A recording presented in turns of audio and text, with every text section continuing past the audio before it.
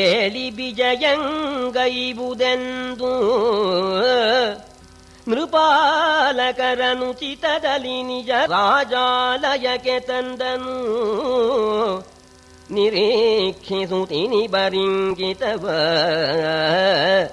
ಮೇಲು ಮೊಗದ ಗಭೀರ ಗತಿಯ ಛಡಾಳವನು ಕಂಡು, ಮೇಲು ಮೊಗದ ಗಭೀರ ಗತಿಯ ಛಡಾಳವನು ಕಂಡು, ಇವರು ರಾಯರ ಪೀಳಿಗೆಗಳಹುದು, ಇವರು ರಾಯರ ಪೀಳಿಗೆಗಳಹುದೆಂದು ನಿಶ್ಚಯಿಸಿದನು ಮನದೊಳಗೆ. ಕೈ ಮಾಡಿಸ್ಬೇಕು ಅರಮನೆಗೆ ಅಂತ ಕೈ ಮುಗಿದಿದ್ದಾನೆ. ಆಗಲಪ್ಪ ಅಂತ ಪಾಂಡವರು ಕುಂತಿ ಸಮೇತ ಎದ್ರು. ಇವ್ರನ್ನ ಹಾಗೆ ಕರ್ಕೊಂಡು ಹೋಗ್ತಾರಿಯೇ. ರಥ ಸಿದ್ಧವಾಗಿಬಿಟ್ಟಿತ್ತು. ಒಂದು ರಥದಲ್ಲಿ 5 ಜನ ಕೂತ್ಕೊಂಡ್ರು ಧರ್ಮರಾಜಾದಿಗಳು, ಇನ್ನೊಂದು ರಥದಲ್ಲಿ ದ್ರೌಪದಿ ಕುಂತಿದೇವಿ, ಇನ್ನೊಂದು ರಥದಲ್ಲಿ ಪುರೋಹಿತರು ಇವರು ದ್ರುಪದ ಮಹಾರಾಜ. ದಯಮಾಡಿಸ್ಬೇಕು ರಥ ಸಿದ್ಧವಾಗಿದೆ ಎಂದಾಗ ನಡೆದಿದ್ದ ಸ್ಟೈಲು, ರಥ ಹತ್ತಿದ ಸ್ಟೈಲ್ ನೋಡಿದವನು ಯಾರು? ರಾಜ. ನಮ್ಮ ಕಡೆಯವರು ಹೌದು, ಇವನು ರಾಜ. ಆ ರಾಜ ಟಿವಿ ಯಾವ ರೀತಿ ಇರುತ್ತೆ, ಆ ನಡೆಯೋ ತರಹ, ಅವರ ಗಾಂಭೀರ್ಯ, ಅವರ ಆ ಎದ್ದ ಮುಖ, ಆ ಮುಖದ ಕಾಂತಿ, ಮೇಲು ಮೊಗದ ಗಭೀರ ಗತಿಯ ಛಡಾಳವನ್ನು ಕಂಡು ರಾಯರ ಪೀಳಿಗೆಯವರು, ರಾಜಮನ್ ತಂದವರೇ ಸರಿ, ಇವರು ಸರಿ ಅಂತ ನಿಶ್ಚಯ ಮಾಡಿಕೊಂಡ. ಭಪ್ಪರೇ ಹುಕ್ಕ ದೊರೆ ತಮ್ಮ ಹೌದು. ವಿದ್ಯಾರಣ್ಯರ ಆ ಕಾಲದಲ್ಲಿ ನಮ್ಮ ಕರ್ನಾಟಕ ರಾಜ್ಯ ಸಂಸ್ಥಾಪನೆ ಮಾಡಿದ್ರಲ್ಲ, ಹುಕ್ಕ ಅನ್ನೋನು ಅಣ್ಣ, ಬುಕ್ಕ ಅನ್ನೋನು ತಮ್ಮ. ಆ ಹುಕ್ಕನ ಕೈ ಕೆಳಗೆ ಕೆಲವು ಕುರುಬರೆಲ್ಲ ತಯಾರಾಗಿರ್ತಾರೆ ಗರಡಿ ವಸ್ತಾದಿಗಳಾಗಿ. ಆ ಒಬ್ಬನು ಮಲ್ಸರ್ಜ ಅಂತ, ಅವನು ಈ ಹುಕ್ಕನ ಗರಡಿಲಿ ತಯಾರಾಗಿರ್ತಕ್ಕಂಥ ವಸ್ತಾದಿ. ಅವ ಅಕಸ್ಮಾತ್ ಈ ಬುಕ್ಕನ ಗರಡಿಗೆ ಹೋಗ್ಬಿಟ್ಟ. ಬುಕ್ಕನ ಗೊತ್ತಿಲ್ಲ ಅವನಿಗೆ, ಅವರವರು ಅಣ್ಣ ತಮ್ಮ ಅಂತ ಗೊತ್ತಿಲ್ಲ, ಅಲ್ಲಿ ಹೋಗ್ಬಿಟ್ಟಿರ್ತಾನೆ. ಅಲ್ಲಿ ನಡೆಯತಕ್ಕಂಥ ರೀತಿಯೆಲ್ಲ ನೋಡಿದ. ಇವರ ಗರಡಿಲೂ ಅದೇ ಇತ್ತು. ಭಪ್ಪರೇ ಹುಕ್ಕ ದೊರೆಯ ತಮ್ಮ ಹೌದು ಅಂತ, ರಾಜಮಂತಂದವರು ಹೌದು ಅಂತ ಆ ಸ್ಟೈಲ್ ನೋಡಿ ದ್ರುಪದ ಮಹಾರಾಜ ಸಂತೋಷಪಟ್ಟಿದ್ದಾನೆ. ಮುದತಿ ಮಂಗಳ ಮಜ್ಜನವ ಮಾಡಿದರು, ದಿವ್ಯಾಂಬರವನುಟ್ಟರು, ಸುದತಿಯರ ಹರಿವಾಣದಾರತಿಗಳನ್ನು ಕೈಗೊಳ್ಳುತ್ತಾ ಪದಕ ಕರ್ಣಾಭರಣಹಾರಾಂಗದದಿ ಒಪ್ಪಂಬಡೆದು, ಪದಕ ಕರ್ಣಾಭರಣಹಾರಾಂಗದದಿ ನೊಪ್ಪಂಬಡೆದು ಇವರು ಪೂಸಿದರು ಸಾರುಜವಾಜಿ ಕತ್ತುರಿ ಯಕ್ಷ ಕರ್ದಮವ. ರಾಜರ ಸಂತತಿಯವರು ಅಂತ ನಂಬಿಕೆ ಆದರೂ ಕೂಡ ಇನ್ನೂ ಕೆಲವು ಪರೀಕ್ಷೆ ಮಾಡ್ತಾನವ ದ್ರುಪದ ಮಹಾರಾಜ. ಇವರನ್ನ ಕರ್ಕೊಂಡು ಹೋದ್ನಲ್ಲ ಅರಮನೆ ಒಳಗೆ, ಅಲ್ಲಿ ಎಲ್ಲಾ ವಿಧವಾದ ಸಾಮಗ್ರಿಗಳನ್ನು ಇಟ್ಟಿರ್ತಾನೆ. ಎಲ್ಲ ರಾಜರು ಉಪಯೋಗಿಸೋದು, ಬ್ರಾಹ್ಮಣರು ಉಪಯೋಗಿಸ್ತಕ್ಕಂಥದ್ದು, ಶಾಲಿಗ್ರಾಮ, ಈ ರಾಜರ ಸಾಧನಗಳು, ಕತ್ತಿ ಮೊದಲಾಗಿರ್ತಕ್ಕಂಥ ಬಿಲ್ಲು ಬಾಣ, ಇದು ಆಮೇಲೆ ಈ ವಯಸ್ಸಿರದ್ದು, ವ್ಯಾಪಾರದ ಸಂಬಂಧಪಟ್ಟಿದ್ದು, ಈ ನೇಗರು ಎಲ್ಲ ಇಟ್ಟಿರ್ತಾನೆ. ಇವರು ಯಾವುದರ ಮೇಲೆ ಹೆಚ್ಚು ನಿಗಾ ಕೊಡ್ತಾರೋ ಅಂತ ಅವನು ನೋಡ್ತಾ ಇದ್ದಾನೆ. ಇವರು ನೋಡಿದ್ರು ಈ ಕತ್ತಿ ಬಹಳ ಚೆನ್ನಾಗಿದೆ ಎಂದರು, ಆ ಗದೆ ಚೆನ್ನಾಗಿದೆ, ಅದರ ಮೇಲೆ ನಿಗಾ ಇಟ್ಟರು. ಅದರಿಂದ ಅವನಿಗೆ ಇನ್ನೂ ಸಂತೋಷವಾಯಿತು, ಇವರು ನಮ್ಮ ರಾಜ ಸಂತತಿ ಇವರು ಅಂತ. ಅಲ್ಲಿ 5 ಸಿಂಹಾಸನ ಇಟ್ಟಿದ್ದ ಇವನು. ಇವರು ಏನು ಮಾಡ್ತಾರೆ ನೋಡೋಣ ಅಂತ. ಸರಿ ಇವರು ಸೀರಾ ಹೋದ್ರು. ರಾಜಮಂತಂದವರಲ್ವೇ ಸುಪ್ಪು ನೋಡಿದ್ರು. ನಮಗೆ ಯೋಗ್ಯವಾದ ಆಸನ ಅಂತ ಹೋಗಿ ಒಳ್ಳೆ ಗಂಭೀರವಾಗಿ ಹೋಗಿ ಅದ್ರ ಮೇಲೆ ಕೂತ್ಕೊಂಡ್ರು. ಅದನ್ನು ತಿಳ್ಕೊಂಡು ಹೌದು ಇವ್ರು ನಮ್ಮವರು ಅಂತ. ಹಿಂದೆಲ್ಲ ICS ಪರೀಕ್ಷೆ ಅಂತ ಒಂದು ನಡೆಸೋರು. ಅದರಲ್ಲಿ ಇದು ಕೂತ್ಕೊಳ್ಳೋ ಸ್ಟೈಲನ್ನು ಒಂದು ಅದಕ್ಕೂ ನಂಬರ್ ಇಟ್ಟಿರೋರು. ಈ ಕೆಲವರಿಗೆ ಧೈರ್ಯ ಇಲ್ಲ. ಹೋದವರು ನಾವು ವಿದ್ಯಾರ್ಥಿಯಾಗಿ ಹೋಗ್ತಾ ಇದ್ದೇನೆ ಅಂತ ಹೆದರ್ಕೊಂಡು ನಿಂತ್ಕೊಂಡ್ಬಿಡೋರು. ನಮ್ಮ ವಿಶ್ವೇಶ್ವರಯ್ಯನವರು ಆ ಪರೀಕ್ಷೆಗೆ ಮಾಡಿದವರೇನೆ. ವಿಶ್ವೇಶ್ವರಯ್ಯನವರು ಹೋದಾಗ ಅಲ್ಲಿ ಒಂದು ಕುರ್ಚಿ ಇತ್ತು. ಸೀದಾ ಹೋದವರು ಆ ಪರೀಕ್ಷೆ ಮಾಡೋರು ಇದ್ರಲ್ಲ, ನಮಸ್ಕಾರ ಅಂದ್ರು. ಆ ಕುರ್ಚಿ ಎಳ್ಕೊಂಡು ಕೂತ್ಕೊಂಡ್ರು. ಬಲಪ್ಪ ನಿನ್ ಪರೀಕ್ಷೆ ಮಾಡೋದು ಬೇಕಾಗಿಲ್ಲ ಅಂದ್ರು. ಆ ಸ್ಟೈಲ್ ಬರಬೇಕು. ಅದನ್ನೇ ಇಲ್ಲಿ ಹೇಳ್ತಾ ಇದ್ದಾರೆ. ಅವ್ರು ಬಂದು ಆ ಕೂತ್ಕೊಂಡು ಆ ಸಿಂಹಾಸನ ಮೇಲೆ ಕೂತ್ಕೊಂಡ್ರಲ್ಲ, ಅದ್ ನೋಡಿ ಬಹಳ ಸಂತೋಷವಾಗಿ ಇವರು ಅಂತೂ ರಾಜಮಂತಂದವರು, ಪಾಂಡವರು ಅಂತ ಇನ್ನೂ ಸಂಪೂರ್ಣ ಆಗಿಲ್ಲ, ರಾಜ ಪೀಳಿಗೆಯವರು ಅಂತ ಹೇಳಿ ಸರಿ ಮಂಗಳ ಸ್ನಾನ ಮಾಡಿ ಅಲಂಕಾರ ಮಾಡ್ಕೋಬೇಕು ಅಂತ ಪ್ರಾರ್ಥನೆ ಮಾಡೋಣ ಆಗಲಿ ಅಂತ ಒಪ್ಕೊಂಡಿದ್ದಾರೆ. 5 ಜನವೂ ಕೂಡ ಮಂಗಳ ಸ್ನಾನ ಮಾಡಿದರು. ಮಂಗಳ ಸ್ನಾನ ಮಾಡಿ ಒಳ್ಳೆ ಪಟ್ಟೆ ಪೀತಾಂಬರಗಳನ್ನು ಹುಟ್ಟು, ಏನು ಕಿವಿಗೆ ಕಡುಕು, ಕೊರಳಿಗೆ ಹಾರ, ಏನು ರಾಜರ ಅರಮನೆ ಎಲ್ಲ ಹಾಕ್ಕೊಂಡ್ಬಿಟ್ಟಿದ್ದಾರೆ. ಅಲಂಕಾರ ಮಾಡ್ಕೊಳ್ತಾ ಇದ್ದಾರೆ. 5 ಜನವೂ ಬಾಸಿಂಗ ಕಟ್ಕೊಂಡ್ಬಿಟ್ರು. ನಮ್ಮ ಕುಂಬಾರನ ಮನೆ ಬಾಸಿಂಗ ಅಲ್ಲ, ರತ್ನದ ಬಾಸಿಂಗ ಅಂತ ಹೇಳ್ತಾರೆ. ಅದು ರಾಜರು ಹಾಕ್ಕೊಳ್ತಕ್ಕಂಥದ್ದು. ಅದನ್ನು ಹಾಕೊಂಡ್ಬಿಟ್ಟಿದ್ದಾರೆ. ಅಲ್ಲಿ ಕುಂತಿದೇವಿ, ಅಂತಪುರದ ಹೆಂಗಸರು ಎಲ್ಲ ಸೇರಿಬಿಟ್ಟಿದ್ದಾರೆ. ಸೊಸೆ ಅತ್ತೆ ಇಬ್ಬರು ಕೂತ್ಕೊಂಡಿದ್ದಾರೆ. ಅಲ್ಲಿ ಮಾತಾಡ್ತಾ ಅವರು ಕೂತ್ಕೊಂಡಿದ್ದಾರೆ. ಸರಿ, ಇವರು ಎಲ್ಲ ಅಲಂಕಾರ ಎಲ್ಲ ಮುಗಿಸ್ಕೊಂಡಿದ್ದಾರೆ. ಆಗ ಪೂರ್ವಾಂಗವಾಗಿ ನಡೀಬೇಕಾಗಿರ್ತಕ್ಕಂತಹ ಕರ್ಮನೆಲ್ಲ ಮುಗಿಸ್ಬಿಟ್ಟಿದ್ದಾನೆ ದ್ರುಪದ ಮಹಾರಾಜ. ಕಶ್ಯಪರು ಪುರೋಹಿತರು ಇದ್ದಾರೆ. ಏನಪ್ಪ, ಇನ್ನು ಧಾರೆ ಎರೆಯೋದಕ್ಕೆ ಮುಹೂರ್ತ ಬಂತು ಅಂತ ಪುರೋಹಿತರು ಹೇಳೋಣ. ಆಗ ಧಾರೆ ಎರೆಯೋಕ್ಕೆ ಬಂಗಾರದ ಗಿಂಡಿ, ಆ ಗಿಂಡಿನ ತಗೊಂಬಂದು ಆ ಗಿಂಡಿಯಿಂದ ಕೈಗೆ ನೀರು ಹಾಕ್ಕೊಂಡು ಜಲವನಂಜುಳಿಯಿಂದ ದ್ರುಪದನು ಸೆಳೆದು ಮೆರೆದವ ಬರಲಿ ಯಂತ್ರವಗಲಿದ ಗರುವನು ನಿಮ್ಮ ಪಂಚಕರೊಳಗೆ ಎನೆ ನಗುತ್ತಾ ಮಂತ್ರ ಹೇಳ್ತಾ ಇದ್ದಾರೆ ಅವರು. ಬಂಗಾರದ ಗಿಡ್ಡಿಲಿ ಕೈ ನೀರು ಹಾಕೊಂಡ 5 ಜನವು ಬಾಸಿಂಗ ಕಟ್ಕೊಂಡು ಅಲಂಕಾರ ಮಾಡ್ಕೊಂಡು ಕೂತ್ಕೊಂಡ್ಬಿಟ್ಟಿದ್ದಾರೆ. ಬರಬೇಕು, ಆ ಯಂತ್ರವನ್ನ ಕೆಡವಿರ್ತಕ್ಕಂಥ ಮಹಾವೀರ ಬರಬೇಕು, ಧಾರೆ ಇರ್ತಾ ಇದ್ದೇನೆ ಬರಬೇಕು ಅಂತ ಕೈಯಲ್ಲಿ ನೀರು ಇಟ್ಕೊಂಡು ಕರೆದಾಗ ಯಂತ್ರವನ್ನ ಕೆಡವಿದ ವೀರರು ಬರಲಿ ಅಂತ ಅವನು ಕರೆದಿದ್ದು. ಬಂದವರು ಒಬ್ಬರನ್ನು ಕರೆದ್ರೆ ಇಳಿದ ನವನಿಪ ಭೀಮ ವೈಯನೆ ಸುಳಿದ ನರ್ಜುನ ಹಿಂದೆಯ ಮಳರು ನಳಿನ ವದನೆಯ ಹೊರಗೆ ಬಂದರು ಭೂಪ ಕೇಳೆಂದ. ದ್ರೌಪದಿಯ ಪಕ್ಕದಲ್ಲಿ ಕೂರಿಸ್ಕೊಂಡು ಕೈಯಲ್ಲಿ ಗಿಂಡಿ ನೀರು ಹಾಕೊಂಡು ಸರಿ ಬರಬೇಕು ಅಂತಂದಾಗ ಮೊದಲು ಧರ್ಮರಾಜ್ ಬಂದ, ಅವನ ಹಿಂದೆ ಭೀಮ ಬಂದ, ಅವನ ಹಿಂದೆ ಅರ್ಜುನ ಬಂದ, ನಕುಲ ಬಂದ, ಸಹದೇವ ಬಂದ. 5 ಜನವು ಕೈ ನೀಡಿದ್ರು. 5 ಜನವು ಕೈ ನೀಡಿದ್ರೆ ಅವೇನು ಅರ್ಥ ಮಾಡ್ಕೋಬೇಕು. ಇರೋರು ಒಬ್ಬಳು ಹುಡುಗಿ 5 ಜನವು ಕೈ ನೀಡೋಣ, ಗಾಬರಿ ಆಗ್ಬಿಡ್ತು ದ್ರುಪದ ಮಹಾರಾಜನಿಗೆ. ಬಿಸುಟ ನಂಜುಳಿಯುದಕವನು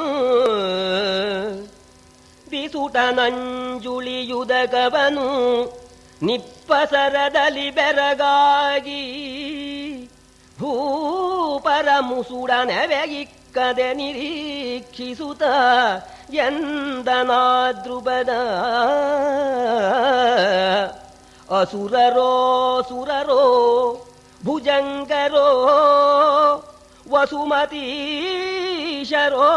ನೀವುದಿಟ ಮಾನಿಸರ ಪರುಠವಲ್ಲ.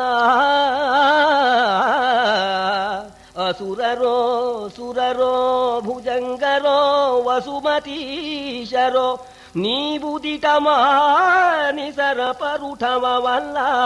ನೀವಾರೆಂದು ಬೆಸಗೊಂಡ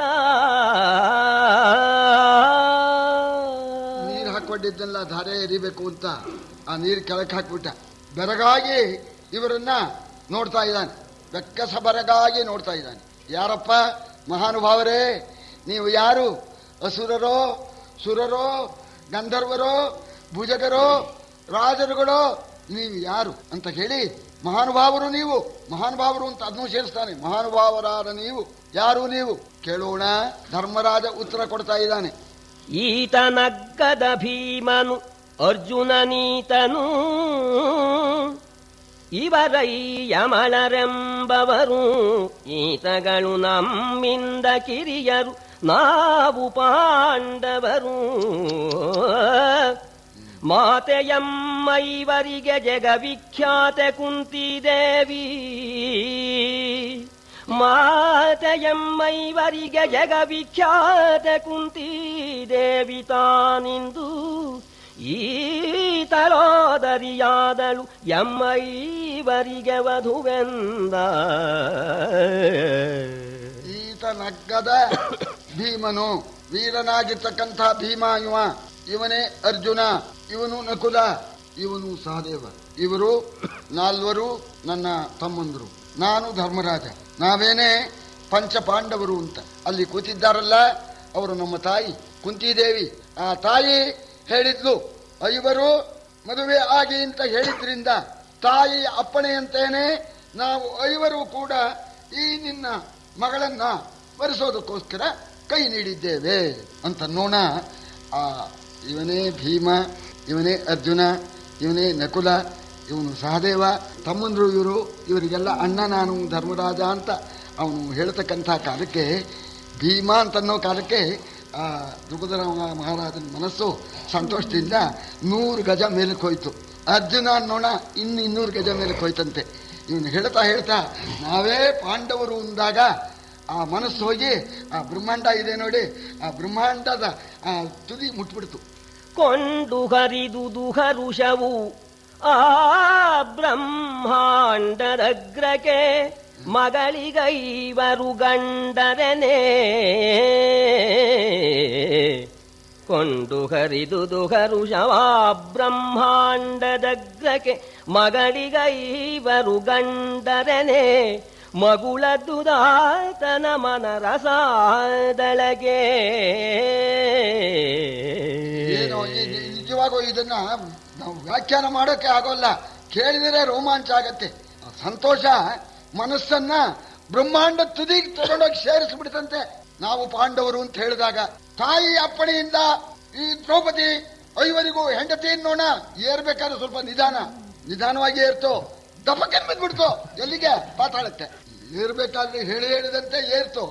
ಸರಿ, ಇವಳು ನಮ್ಮ 5ವರೆಗೂ ಪತ್ನಿ ತಂದ್ಕೊಳ್ಳೆ ಪಾತಾಳಕ್ಕೆ ಬಿದ್ಬಿಡ್ತು. ಕೊಂಡು ಹರಿದುದು ಹರುಷವ ಬ್ರಹ್ಮಾಂಡದಗ್ರಗೆ, ಮಗಳಿಗೈವರು ಗಂಡರನೇ. ಮಗುಳದ್ದುದಾತನ ಮನರಸಾದಳಗೆ. ಕಂಡು ಬಲ್ಲರೆ ಕಂಗಳಲಿ, ಕಂಡು ಬಲ್ಲರೆ ಕಂಗಳಲಿ, ಕಿವಿಗೊಂಡು ಕೇಳ್ದಿರೆ, ಕಿವಿಗೊಂಡು ಕೇಳ್ದಿರೆ ಮುನ್ನ ನಮಗೀ ಭಂಡತನವನು ಮಾಡುವರೆ ನೀವು ಎಂದನಾ ದ್ರುಪದ.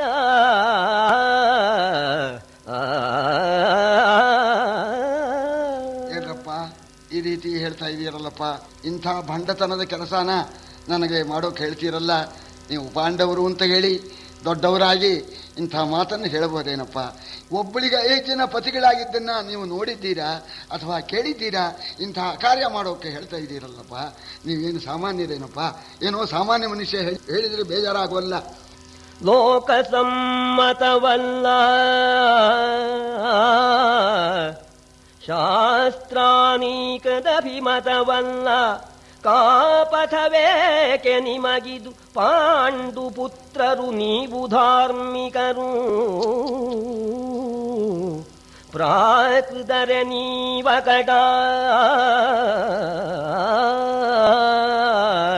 ಪ್ರಾಕೃತರೆ ನೀವ ಕಟ. ನಿಮ್ಮ ವಿವೇಕವೇನಾಯಿತಿಲ್ಲಿ? ಇಹ ಪರಲೋಕಗಿದು ಸಾಧನವೇ, ಇಹ ಪರಲೋಕಗಿದು ಸಾಧನವೇ ಎಂದನು ದ್ರುಪದ ಭೂಪಾಲ. ಲೋಕಸಮ್ಮತವಲ್ಲ, ಶಾಸ್ತ್ರಾನೇಕಕ್ಕೆ ಅಭಿಮತವಲ್ಲ.